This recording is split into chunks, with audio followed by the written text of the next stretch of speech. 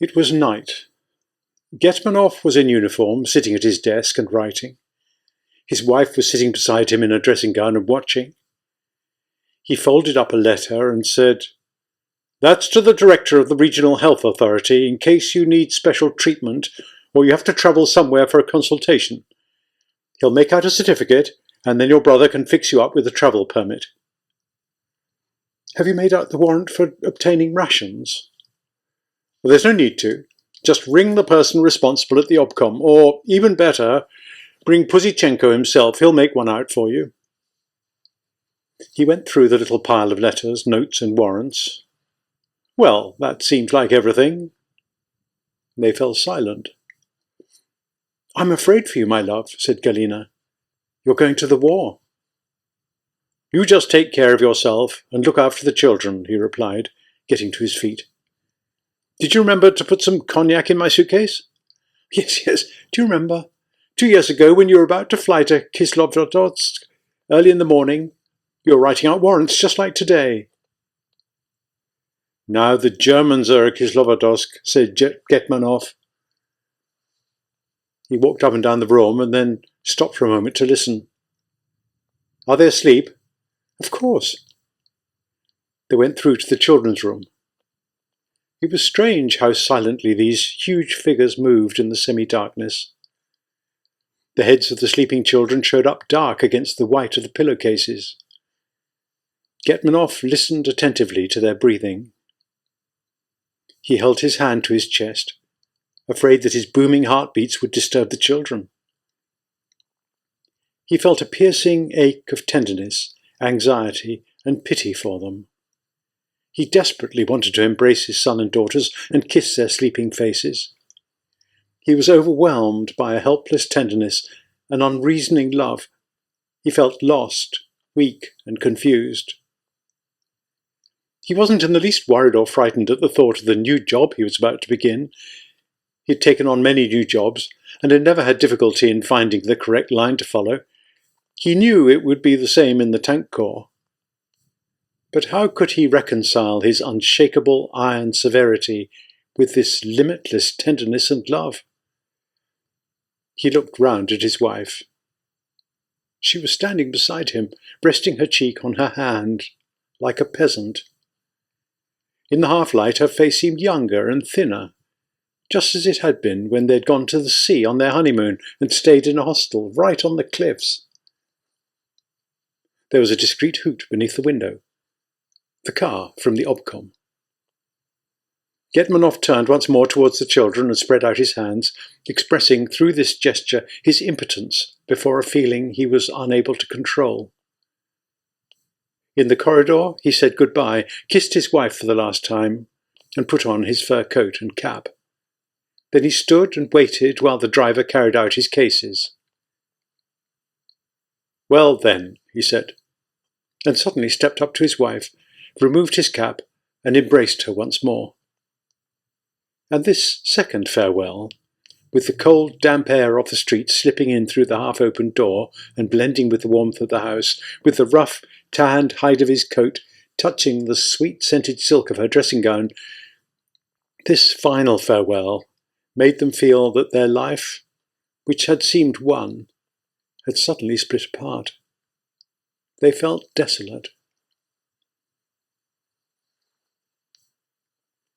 Yevgenia Nikolaevna Shaposhnikova, Lyudmila's younger sister, had moved to Kuibyshev. She was living with an old German woman, Jenny Genrikovna, who years before had worked for the Shaposhnikov family as a governess. Yevgenia found it strange, after Stalingrad, to be sharing a small, quiet room with an old woman who never ceased marvelling at how a little girl with plaits could have turned into a grown woman. Jenny Genrikovna's gloomy little cubbyhole had once been part of the servants' quarters of a spacious merchant's flat. Now each room was inhabited by a whole family, and was divided up by screens, curtains, rugs, and the backs of sofas into little nooks and corners. One for eating, one for sleeping, one for receiving guests, another for the nurse to give injections to a paralysed old man. In the evening, the kitchen fairly hummed with the voices of all the inmates. Yevgenia Nikolaevna liked this kitchen with its sooty ceiling and the dark red flames of the oil stoves.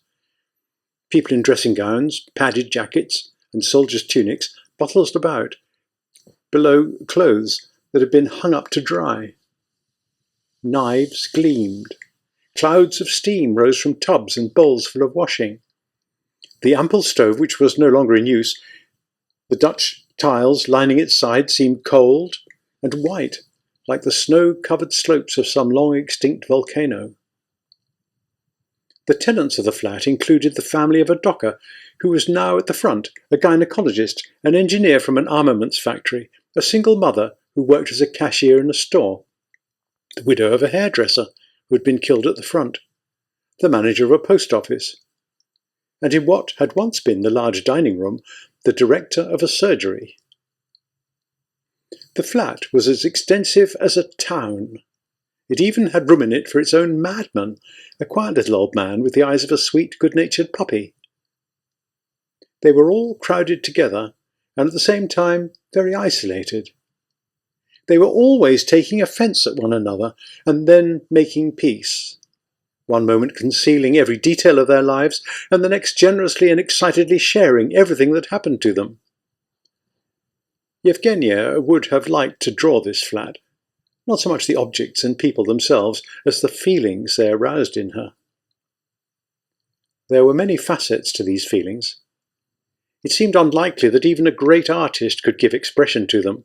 They arose from the strange incongruity between the tremendous military strength of the Soviet state and this dark kitchen with its poverty, gossip, and general pettiness. The incongruity between cold hard steel and kitchen pots, and pans full of potato peelings. The expression of these feelings would break up every line, distort figures, and take the form of some apparently meaningless coupling of fragmented images and patches of light. Old Jenny Genrikovna was a meek, timid, obliging creature. She wore a black dress with a white collar, and in spite of her constant hunger, her cheeks were always rosy. Her head was full of memories of Lyudmila's pranks when she was still in the first form, of amusing phrases little Maryusha had once come out with, of how 2-year-old Dmitri had once come into the dining room in his pinafore and shouted out, "Munch time! Munch time!" Now Jenny Genrikovna worked as a daily help in the home of a dentist, looking after her sick mother. Sometimes the dentist would travel round the region for 5 or 6 days. Then Jenny would spend the night in her house to look after the old woman. She had recently had a stroke and was barely able to walk. Jenny lacked any sense of property. She was constantly apologizing to Yevgenia and asking her permission to open the small upper window in order to let in her elderly tabby cat. Her main interests and worries were centered around this cat and how to protect it from her neighbors. One of these neighbors, an engineer called Dragin, who was in charge of a workshop at the factory, looked with cruel mockery at her wrinkled face, her girlishly slim, emaciated waist, and her pince-nez. His plebeian soul was indignant that the old woman should remain devoted to her memories of the past, indignant that she should continue, an idiotically blissful smile on her face, to tell stories about taking her pre-revolutionary charges out in the pram or accompanying Madame in Venice, Paris, or Vienna. Many of the little ones she had cared for had fought with Denikin or Wrangel during the Civil War and had been killed by the Red Army. The old woman, however, remained interested only in how they had once languished in bed with scarlet fever, diphtheria, or colitis. "I've never met anyone so gentle and so forgiving," said Yevgenia to Dragin. "Believe me, she's a better person than any of the rest of us here in the flat." "Sweet little dicky bird," said Dragin with a laugh. He looked her brazenly in the eye. "You've sold yourself to the Germans, Comrade Shaposhnikova, just for somewhere to live." Jenny Genrikovna was apparently less fond of healthy children. She talked most often of all about the very sickliest of her charges, the son of a Jewish factory owner. She still kept his exercise books and drawings, and would burst into tears each time she reached the point of describing the death of this quiet little boy. It was many years since she'd lived with the Shaposhnikovs, but she still remembered the names and nicknames of all the children. When she heard of Marusya's death, she cried. She was always scrawling a letter to Alexandra Vladimirovna, but could never finish it. She referred to caviar by its French rather than its Russian name, and she told Yevgenia how her pre-revolutionary charges had breakfasted on a cup of strong broth and a slice of venison. She fed her own rations to the cat, whom she called my dear silver child. The cat adored her. He was a rough and sullen beast, but would become suddenly animated and affectionate when he saw her. Dragin kept asking her what she thought of Hitler. You must be happy now, he'd say, but the old woman shrewdly declared herself an anti-fascist and called the Führer a cannibal. She was utterly impractical. She was unable to cook or wash, and when she went to the shop for some matches, the assistant always hurriedly tore off the coupon for her monthly allowance of sugar or meat. Children nowadays were quite unlike her charges of that earlier period, which she referred to as peacetime. Everything was different, even the games. The peacetime children had played with hoops. They had played Diabolo with varnished sticks, and catch with a painted ball kept in a white string bag, whereas today's children played volleyball, swam the crawl, played ice hockey during the winter in skiing trousers, shouting, whistling all the time. These children knew more than Jenny Genrikovna about alimony, abortions, and dishonestly acquired ration cards, about senior lieutenants and lieutenant colonels who had presented other people's wives with the butter, lard, and tinned foods they had brought back from the front. Yevgenia liked to hear the old woman reminisce about the years of her childhood, about her father, and about her brother Dmitri, whom Jenny Genrikovna remembered particularly well. He had had both diphtheria and whooping cough. Once, Jenny Genrikovna said, I can remember the last family I worked for in 1917. Monsieur was Deputy Minister of Finance. He walked up and down the dining room saying, Everything's ruined. Estates are being burnt. Factories have ground to a halt. The currency's collapsed. Safes are being robbed. And then the whole family split up, the same as you. Monsieur, Madame, and Mademoiselle went to Sweden. My own pupil joined up with General Korninov as a volunteer. Madame wept and kept saying, Oh, we spend day after day saying goodbye. The end is near. Yevgenia smiled sadly and didn't respond. One evening a police inspector called and handed Jenny Genrikovna a note.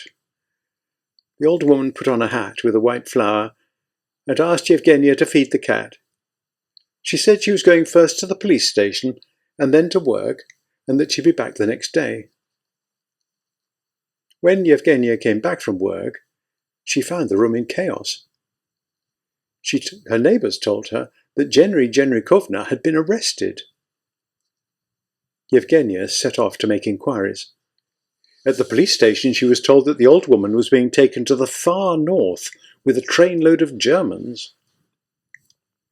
The next day the inspector and the house manager came round to collect a sealed basket of old clothes and yellowed letters and photographs. Yevgenia went to the NKVD to find out how to send the old woman a fur coat. The man behind the window asked, Are you a German yourself? No, I'm Russian. Go home then. Don't waste people's time by asking unnecessary questions. I was just asking about winter clothes. Don't you understand?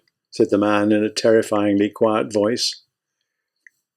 That evening she overheard people talking about her in the kitchen. All the same, I don't like the way she's behaved, said one voice. I think she did well, answered a second voice. First she got one foot in the door, then she informed the appropriate authorities and had the old woman taken away, and now she's got the room for herself. It's more a cubbyhole than a room, said a man's voice. She's no fool, said a fourth voice. A man would do all right with her around. The cat came to a sad end. First, people argued about what to do with him while he sat sleepily and dispiritedly in the kitchen. To hell with the damned German, said the woman. Dragin, of all people, said he was willing to provide a share of the cat's food. But without Jenny Genrikovna, the creature wasn't to survive long. He died after being scalded with boiling water by one of the women, perhaps accidentally, perhaps not. Yevgenia enjoyed her solitary life in Kuibyshev. Never had she felt such a sense of lightness and freedom, even though she still had no residence permit or ration card and could only eat one meal a day with her coupons for the canteen. She would think all morning about the moment she'd enter the canteen and be given her plate of soup. She seldom thought of Novikov during this period. She thought more often of Krimov, almost constantly in fact, but with no real warmth. Her memories of Novikov did not torment her, they just flared up and faded away. Once, though, far away down the street, she saw a tall soldier with a long greatcoat, and thought it was Novikov. Her knees went weak, and she found it hard to breathe.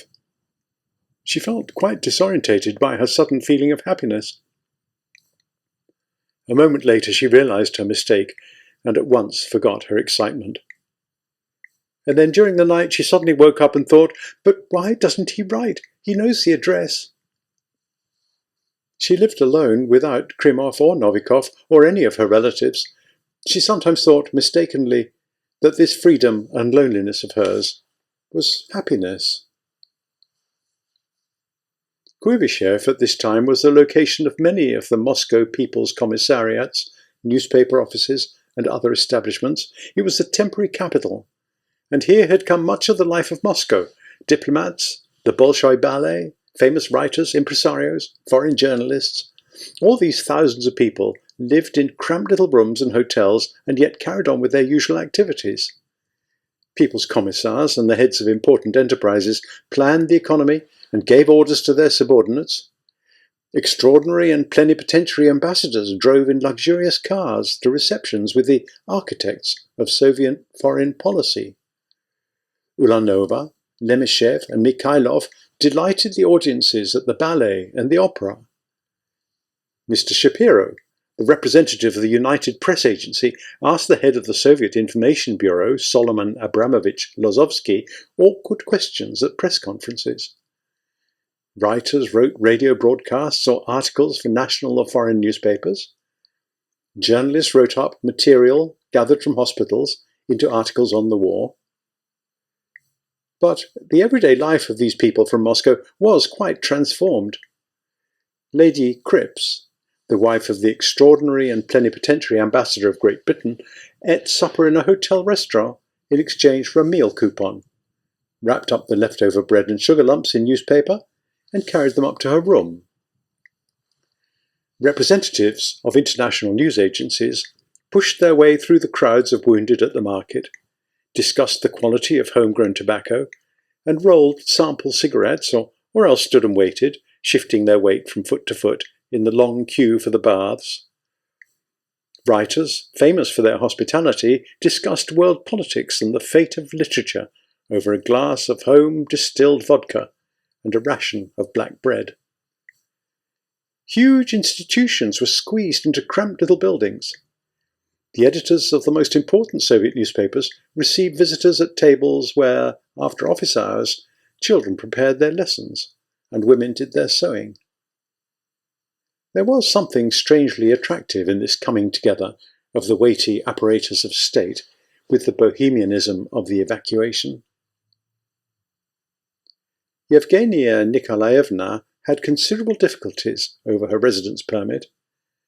The head of the design office where she had got a job, Lieutenant Colonel Rizin, a tall man with a soft voice, began complaining from the very first day about the responsibility he was assuming in taking on someone still without a permit. He gave Yevgenia a statement confirming her new post and sent her to the police station. There, a police officer took Yevgenia's passport and documents and told her to come back in 3 days' time. When the day came, Yevgenia walked along the half-dark corridor. Everyone waiting their turn had that look on their faces peculiar to people who've come to a police station to inquire about passports and residence permits. She went up to the window. A woman's hand with dark red fingernails held out her passport, and a calm voice announced, "Your application has been refused." She took her place in the queue, waiting to speak to the head of the passport section. The people in this queue talked in whispers. Now and then they looked round as the secretaries, with their thick lipstick, boots and quilted jackets, walked up and down the corridor. A man in a light overcoat and a cloth cap, the collar of his soldier's tunic just showing beneath his scarf, strolled down the corridor. His boots squeaked. He got out his key and opened the door. It was Grishin, the head of the passport section. Yevgenia soon noticed that as they finally approached Grishin's door, people always looked round behind them, as though about to run away at the last moment. While she waited in the queue, Yevgenia heard her fill of stories about people who had been refused residence permits, daughters who had wanted to live with their mothers, a paralysed woman who had wanted to live with her brother, another woman who had come to Kuibyshev to look after a war invalid. Yevgenia entered Grishin's office. Grishin motioned her to a chair, glanced at her papers, and said, "Your application's been refused. What can I do for you?" "Comrade Grishin," she said, her voice trembling, "please understand. All this time I've been without a ration card." He looked at her unblinkingly, an expression of absent-minded indifference on his broad young face. "Just think, Comrade Grishin," she continued. "There's a Shaposhnikov Street in Kuibyshev. It was named after my own father. He was one of the founders of the revolutionary movement in Samara. How can we refuse his daughter a residence permit?" His calm eyes were watching her. He was listening. "You need an official request on your behalf," he said. "Without that I can do nothing." "But I work in a military establishment," said Yevgenia. "That's not clear from your documents." "Does that help then?" "Possibly," admitted Grishin reluctantly. When she went into work the next morning, Yevgenia told Ritsin that she had been refused a residence permit. Ritsin shrugged his shoulders helplessly. "How idiotic," he murmured. "Don't they realize that you're doing war work, and that you've been an indispensable member of staff since the very beginning?" "Exactly," said Yevgenia. "He said that I need an official document certifying that this office comes under the People's Commissariat for Defence Industry. Please write one out for me. I'll take it to the police station this evening." Later that morning, Ritsin came up to Yevgenia and explained apologetically, "The police must first send a request. Without that I can't write such a document." She went to the police station in the evening and waited her turn in the queue. Hating herself for her ingratiating smile, she asked Grishin to send an official request to Ritsin. "I have no intention of sending any such request," Grishin replied. When Yevgenia told Ritsin about Grishin's refusal, he sighed and said thoughtfully, "I know. Get him to ask me by telephone." The following evening, Yevgenia had arranged to meet Limonov, a man of letters from Moscow who had once known her father. She went to the police station straight after work and asked the people in the queue to let her see the head of the passport department just for a minute to ask one question. They all just shrugged their shoulders and looked in the other direction. Finally, Yevgenia gave up and said angrily, "Very well, who's last?" That day the police station was particularly depressing. A woman with varicose veins shouted, "I beg you," and then fainted in Grishin's office. A man with only one arm swore obscenely at Grishin, and the next man also made a commotion. The people in the queue could hear him shouting, "I won't leave this spot!" In fact, he left very quickly. While all this noise was going on, Grishin himself couldn't be heard at all. He didn't once raise his voice. It was as though his visitors were shouting and making threats in an empty office. She sat in the queue for an hour and a half. Grishin nodded to her to sit down. Once again hating herself for her ingratiating smile, and hurried, "Thank you very much," Yevgenia asked him to telephone her boss.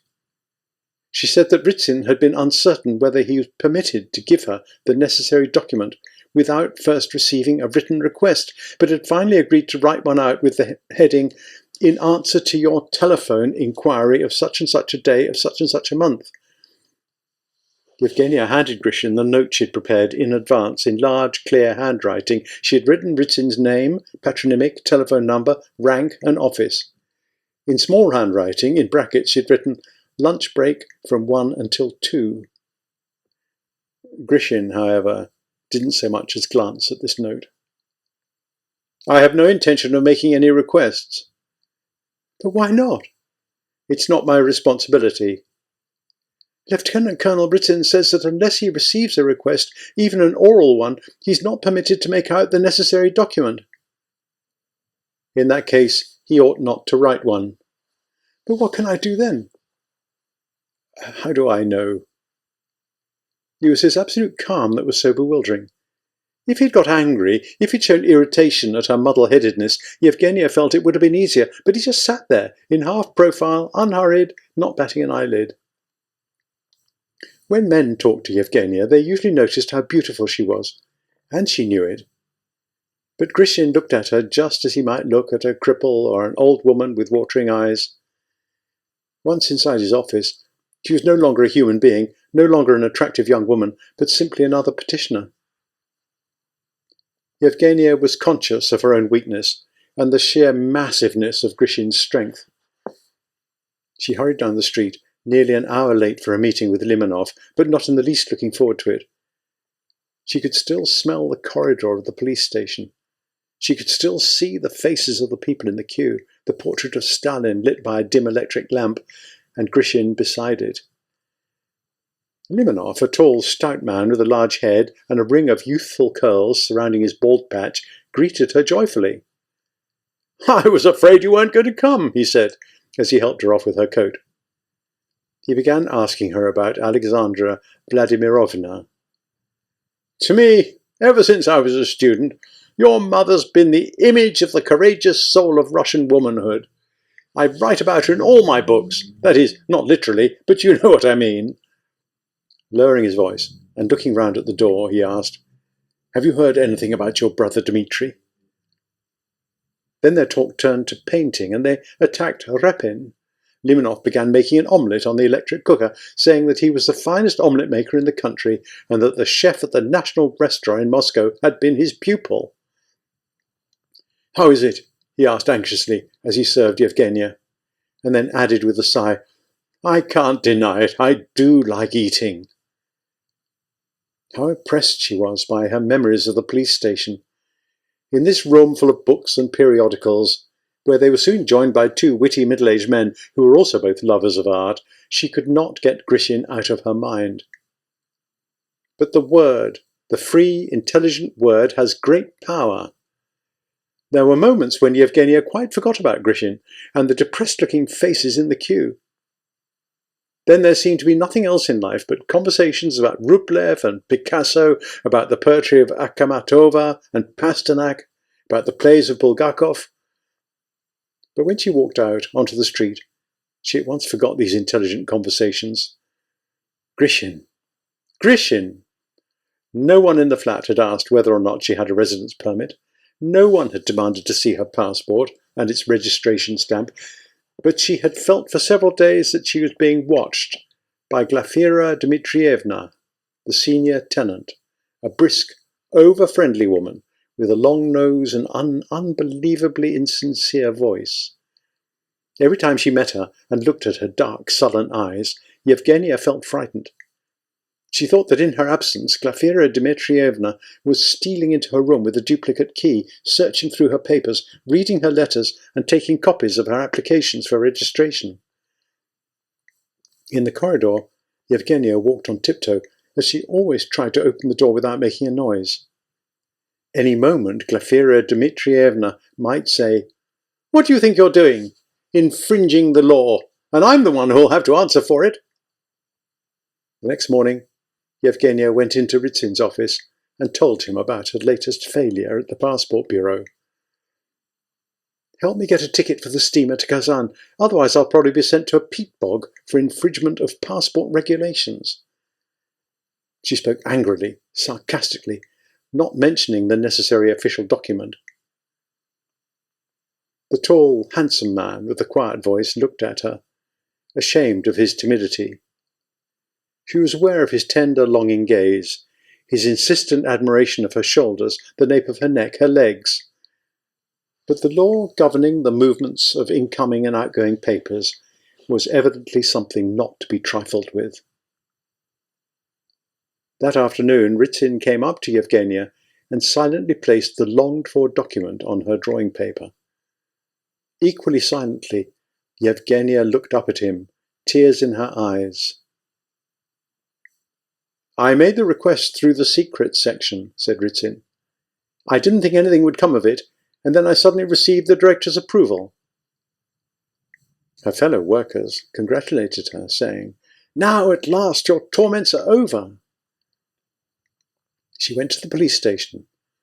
People in the queue nodded at her. She had already got to know some of them, and asked, "How's it going?" Several voices said, "Go to the front of the queue. You'll only be a minute. Why should you have to wait 2 hours again?" The office desk and safe, painted brown in a crude imitation wood design, no longer seemed quite so gloomy and official. Grishin watched as Yevgenia's quick fingers placed the necessary paper before him. He gave a barely perceptible, satisfied nod. "Very well. Leave your passport and papers, and in 3 days you can collect the documents from the registry." His voice sounded the same as ever, but there seemed to be a friendly smile in his bright eyes. As she walked home, she thought that Grishin was a human being like anyone else, able to do something helpful.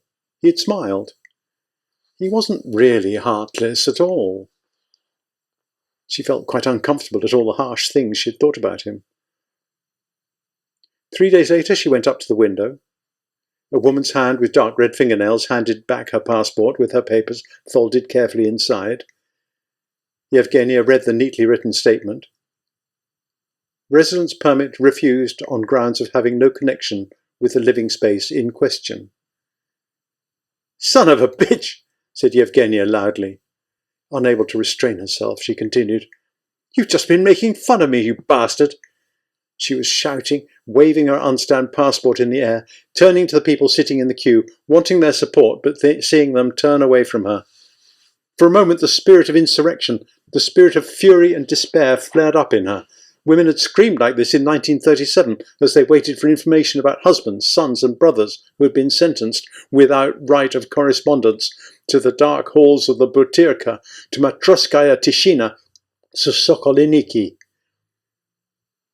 A policeman standing in the corridor took Yevgenia by the elbow and pushed her towards the door.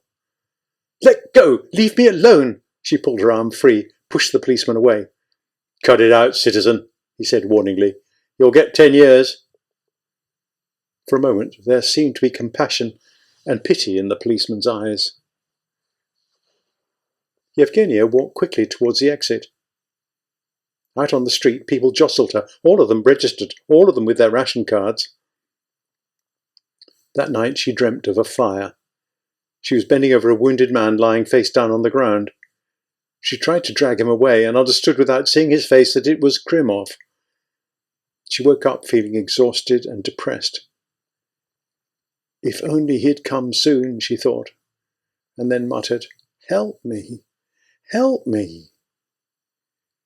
It wasn't Krimov she wanted to see so desperately, but Novikov, the Novikov she had met that summer in Stalingrad. This life without rights, without a residence permit, without a ration card, this continual fear of the janitor, the house manager, and Glafira Dmitrievna had become quite unbearable. In the morning, Yevgenia would steal into the kitchen when everyone was asleep and try to get washed before they woke up. When the other tenants did speak to her, her voice would become horribly ingratiating. That afternoon Yevgenia wrote out a letter of resignation.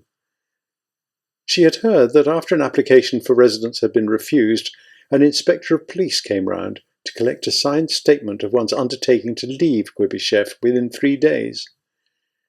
In the text of this statement were the words, "Those guilty of infringement of passport regulations are liable." Yevgenia didn't want to be liable. Now at last she was reconciled to leaving Kuibyshev. She felt calmer. She was no longer exhausted and frightened by the thought of Grishin, by the thought of Glafira Dmitrievna, with her eyes like rotten olives. She had renounced lawlessness. She had submitted. She had written out a resignation and was about to take it to Ritsin when she was called to the telephone. It was Limonov. He asked her whether she was free the next evening. Someone had arrived from Tashkent. He told very amusing stories about how things were there and had brought Limonov greetings from Alexei Tolstoy. Once again, Yevgenia felt the breath of another life. Although she hadn't intended to, Yevgenia told Limonov about her attempts to obtain a residence permit. He listened to her without interrupting and then said, "What a story! It's really quite amusing. Her father has a street named after him, Kuibyshev, and his daughter is expelled, refused a residence permit. Very curious." He thought for a moment. "Don't hand in your notice today, Yevgenia Nikolaevna. Tonight I'm going to a conference arranged by the secretary of the obcom. I'll talk to him about you." Yevgenia thanked him, thinking he'd forget about her as soon as he put down the telephone. Still, she didn't hand in her notice, and merely asked Ritsin whether he'd be able to get her a ticket through the military district HQ for the steamer to Kazan. "That's no problem," said Ritsin, spreading his hands helplessly. "The police are impossible, but what can one do? Kuibyshev comes under special regulations. They have their instructions." And then he asked, "Are you free this evening?" "No," answered Yevgenia angrily. On the way home she thought that very soon she'd see Viktor, Nadia, her mother and sister. Yes, life in Kazan would be easier than Kuibyshev. She wondered why she got so upset, shrinking with fear as she walked into the police station. They'd rejected her application, and to hell with it. And if Novikov wrote, she could ask her neighbours to forward the letter to Kazan. The following morning, she was called to the telephone as soon as she arrived at work. An obliging voice asked her to call at the passport bureau to collect her residence permit.